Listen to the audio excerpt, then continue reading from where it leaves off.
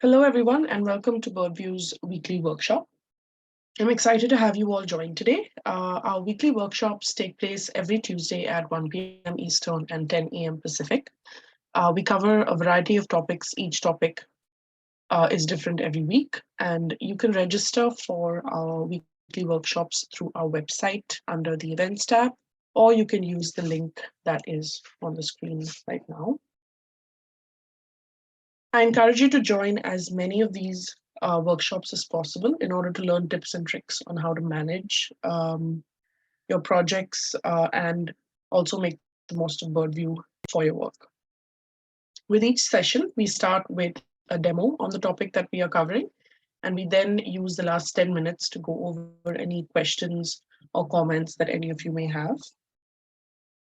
Please feel free to send in your questions in the chat or simply raise your hand virtually if you have a question, and we will get to it towards the end of the session. So our topic this week is tracking time, best practices for tracking time within Birdview. So we are going to cover the three areas within the system to track time. So these are the activity center, the My Assignments page, and the weekly timesheets. I will also show you how to manage, I will also show you how managers track time and edit time for their team members. And we will also view the time logs page, learn how to filter through it, and also how to approve time. And finally, we will go over some best practices for users in order to avoid errors and track time with efficiency. All right, so I will now jump over to my demo center. All right, so we'll start with the activity center. So there are a number of different areas through which you can track time in the activity center. So the first thing that we're going to do is I'm going to expand on a project right here. Always remember, you can only track time at a task level and not a main project level. So let's pick parent task A right here. So if I want to track time, I have two options to use. One is I can click on the details within a task, and I'm going to be able to see my collaboration center, where the add time entry button is available. So it's also important to note that you can only add time on task if you are assigned to it. So I am currently assigned to this task, which means this add time entry button is showing up automatically. If I wasn't assigned to this task, I wouldn't be able to see this at all. So in order to track time on this task, I'm simply going to click on the add time entry button. I have the option to enter the number of hours or minutes I'm working on this task.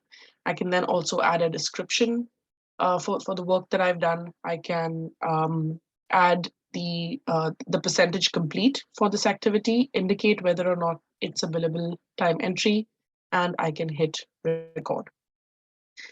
So it's as easy as that. It takes only a minute or sometimes less than a minute to go ahead and add a time entry.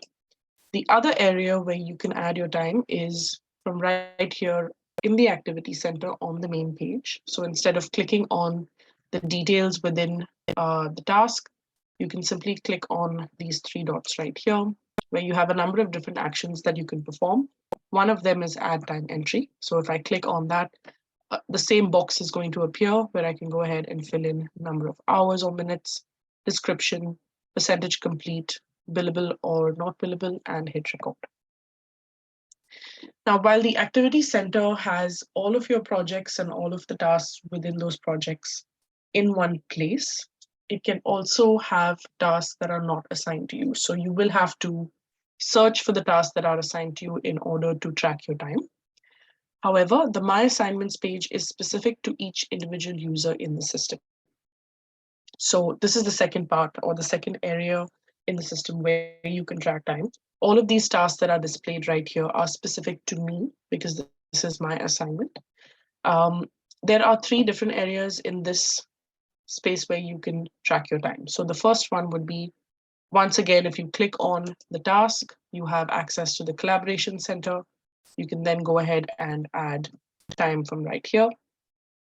The second area is if you hover over the task right here, you do have the ability to click on this add time entry button. Again, the same box appears for you to do the same things.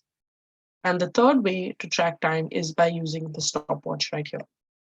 So the stopwatch is great if you do not want to calculate or mentally track how much time you are working on a task before you enter it into the system. It's automatically going to play as long as you are tracking time. And then when you decide to stop, you can simply click on the stop. So if I click on the start, let's say I'm working on the task, it is using that time, tracking it for me. And then when I hit on this pause button, I can enter the description and click add, and it's automatically going to add in the system. All right, so these are the three areas where you can track your time in the My Assignments page. So moving on to the third area in the system, and that is the time logs view. So the time logs view is going to be able to help you assign time on a weekly basis. So it does have two tabs right here. You have the weekly timesheets and the time logs history. We will come to the time logs history in a little bit.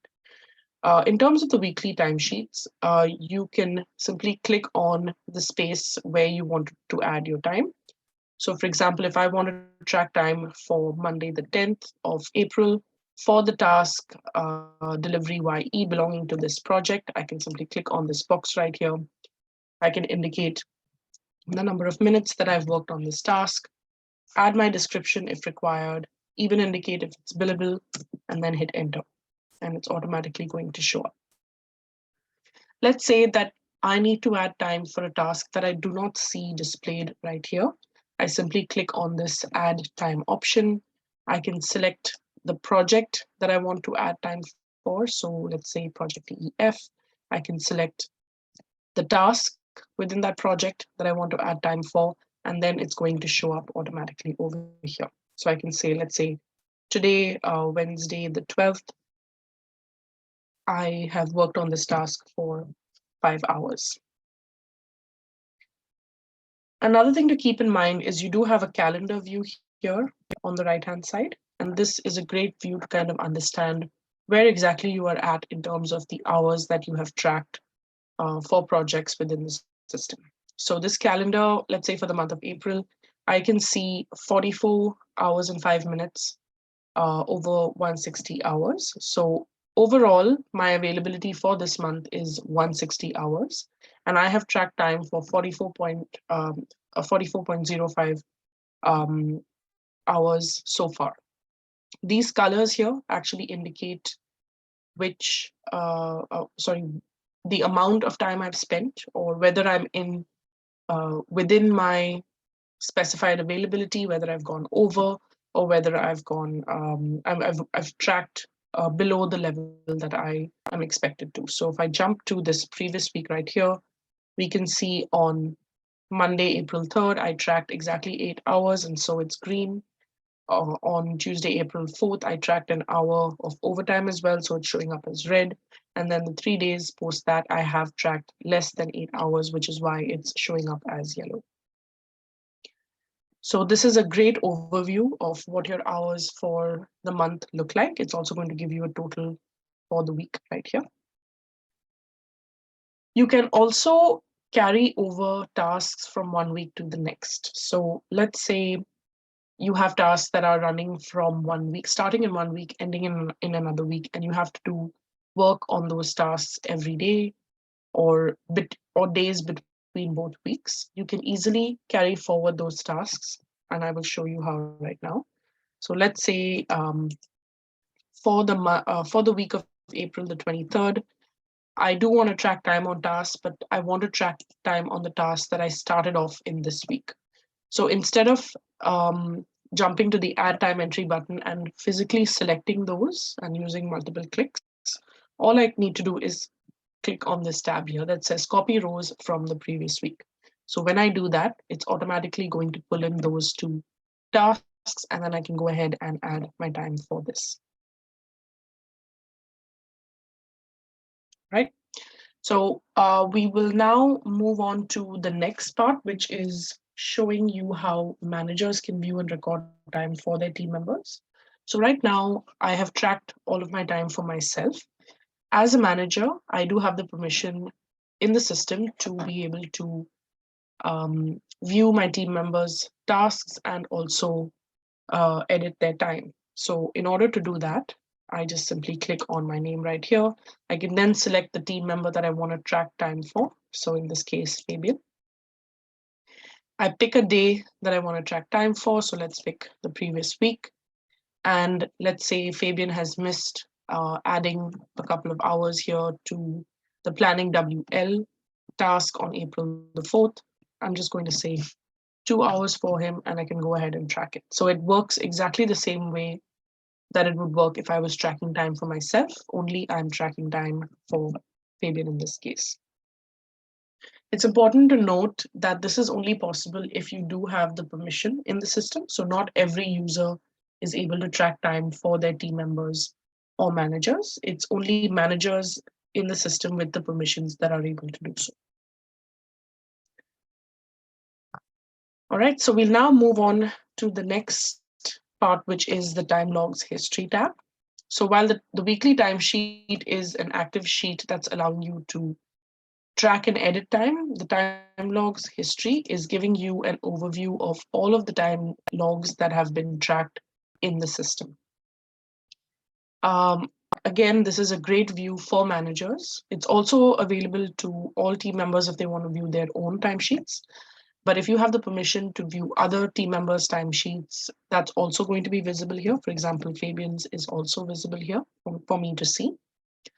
I can go ahead and use filters in here. So if I need to, let's say, view timesheets that are connected to a specific project, in this case, website launch, I can then view all of those tasks that are within website launch.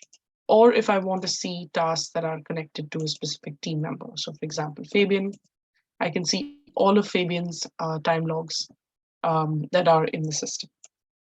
So this is great in order to slice and dice your data, in order to view or edit more efficiently and access information with greater efficiency.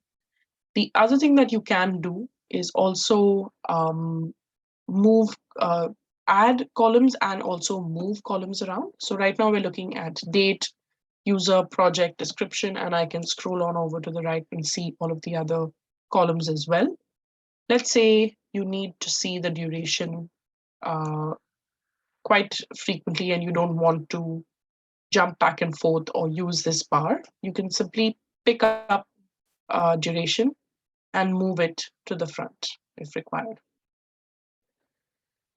So it gets easier for you to view. You don't have to jump back and forth. So it's quite an editable page and allows you to plan and design it the way that you want it to be viewed. You also have the option to approve time within this page. So let's say I want to approve Fabian's time. I can simply scroll on over to the approved option and then click yes or no in order to approve that time. You can also edit from right here. So let's say Fabian has entered this as a billable option and it's not yet billed, but I want to change this to it has already been billed to a client. I can quickly change that too. And here you can see the total of billable versus not billed hours and the total hours in general. We also have a new feature within the time logs history, which allows you to export this page right from this tab itself. So what you would typically do is create a report of these time logs in the report generator and then export it to send it to other team members, to clients, to payroll, or even to import into another system. But now you can do that from right here itself. All you need to do is click on this export to CSV option, and it's automatically going to download a file, a CSV file of those time logs, and it's going to show up in your downloads tab. All right, so that's what we have in terms of learning how to track time and use the different features with time tracking within Birdview. There are a few best practices that I would like to take you through, just so that we make sure that um, we're not creating errors in the system or taking longer to do certain things that we can do much quicker.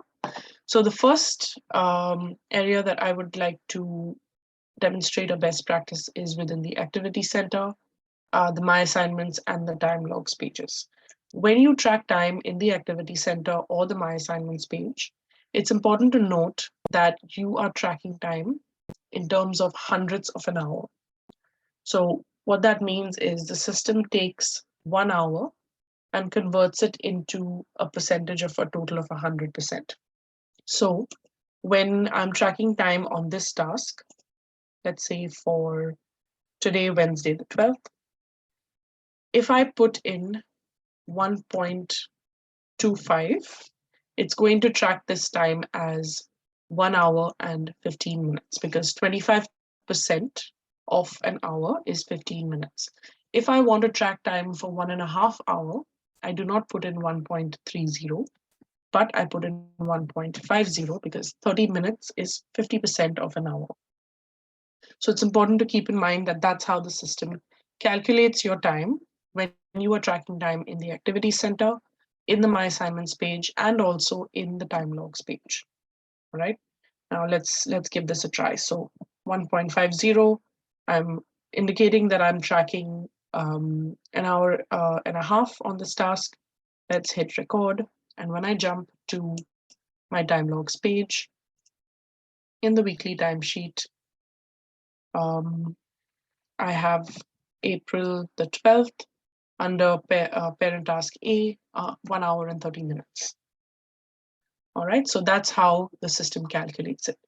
When you are in the time logs page, you actually have two options. One is you can indicate that you are tracking it in the hundredths of an hour. So let's say 1 hour and 15 minutes on this task would be 1.25.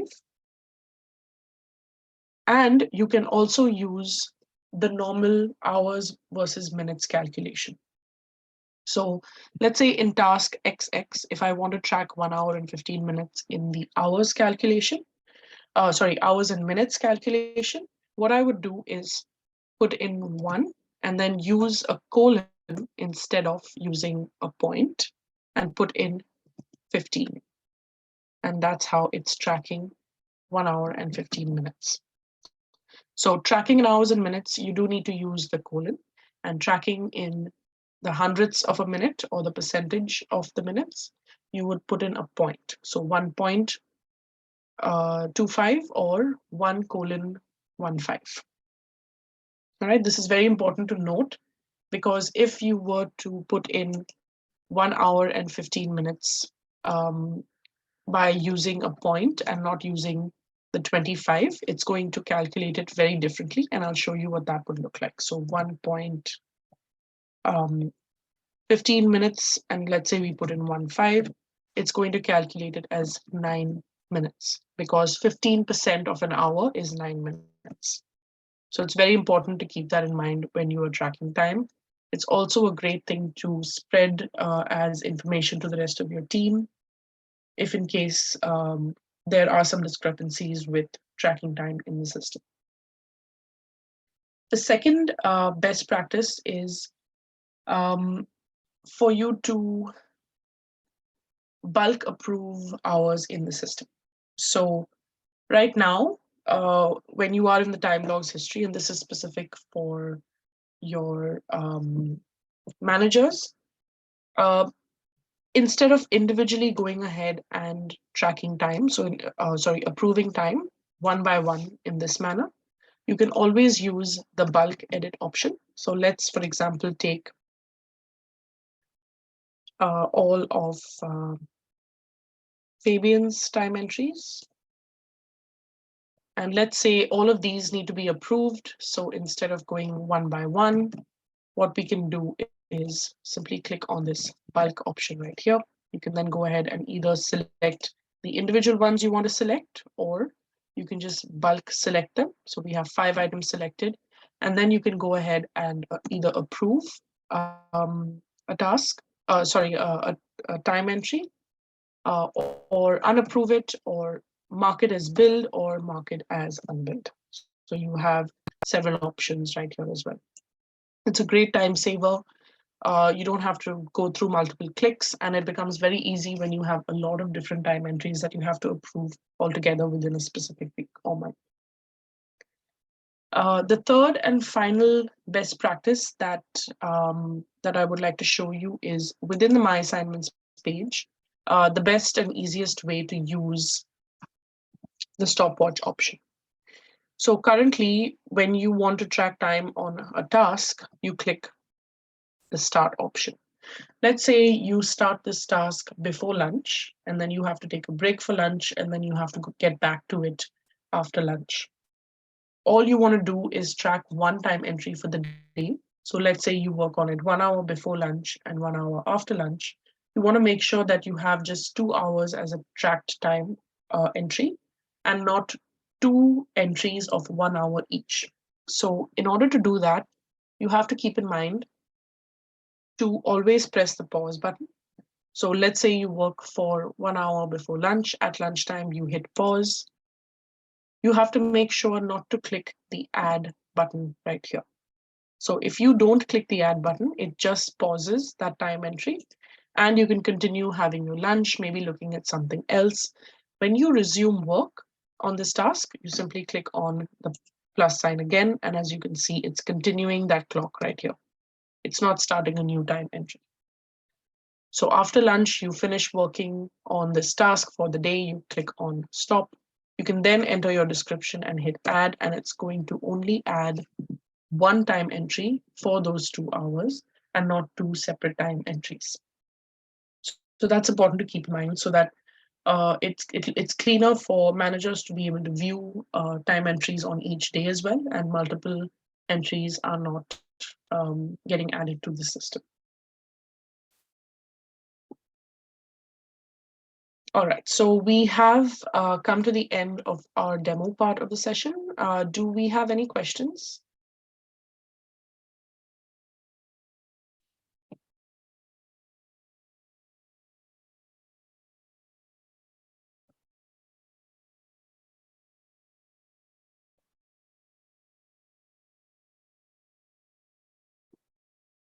All right, great. So our next workshop will be on the 18th of April. So we will be discussing project workflows, why they are important, how to create them, and add them to different projects as well.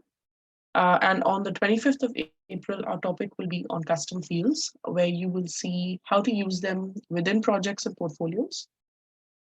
Once again, you can register for our weekly workshops on our website under the events tab, or you can simply use the link on the screen as well.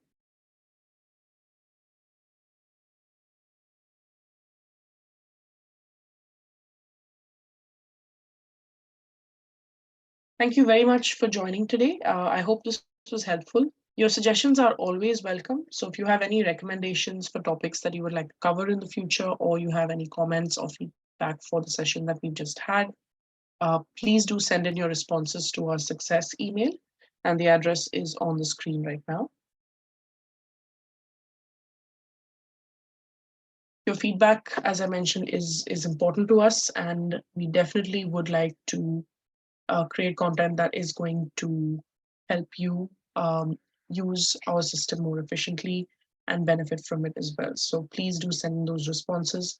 We are pretty quick to respond and give you answers to your questions as well. All right, great. Have a great day, everyone, and thank you for joining. See you next week. Bye-bye.